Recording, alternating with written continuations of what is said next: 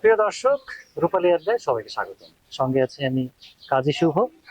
আর আজকে আমাদের এই আড্ডায় আমি যার সাথে আড্ডা দিব সে আমার এবং আপনাদের সবার অত্যন্ত প্রিয় শিল্পী, একজন দক্ষ কণ্ঠশিল্পী, যার সঙ্গীতের পথ চলা শুরু হয়েছিল সেই ছোট্ট বেলাতেই, এবং সেটা ছিল 3 বছর বয়স থেকে। তো সঙ্গে আছে লুইপা। শুভ লুইপা, ভাই, কেমন আছো?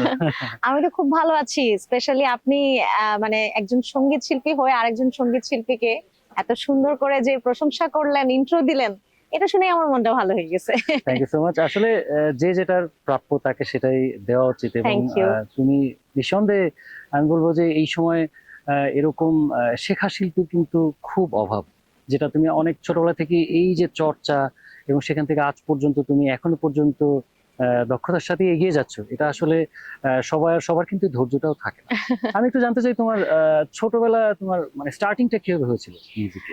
স্টার্টিংটা হয়েছে ওই যে আপনি যেটা বললেন যে সবার আসলে ওরকম সৌভাগ্য হয় না যে ছোটবেলা থেকেই এটার পেছনে লেগে থাকা।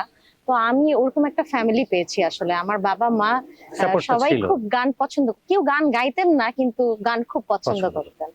তো ওই ছোটবেলায় আমি আর মা দেখা যেত খুব ঘুরে ঘুরে বেড়াতাম। টোটো কোম্পানির ম্যানেজার ছিলাম আমরা দুজন।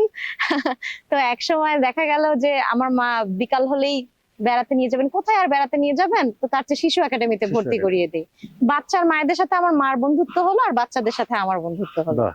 তারপরে তো যে নাচ গান কবিতা আবৃত্তি মঞ্চ নাটক, মানে সবকিছুই করলাম।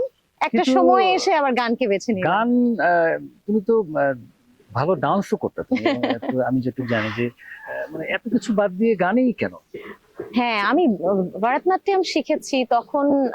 নাচে দেখা যেত, নাচের কোনো কম্পিটিশন হলে আমি ফার্স্ট হতাম, আবার কবিতা আবৃত্তির কোনো ফাংশন হলে আমি ফার্স্ট সবকিছুতেই হতাম, ফার্স্ট। সবকিছুতে ফার্স্ট হচ্ছি। তুমি 14 বার ন্যাশনাল অ্যাওয়ার্ড পেয়েছো, মানে এটা হ্যাঁ, এটা একটু শুনতে চাই। এবং সেই অ্যাওয়ার্ড গুলো কোন কোন পারপাজে ছিল?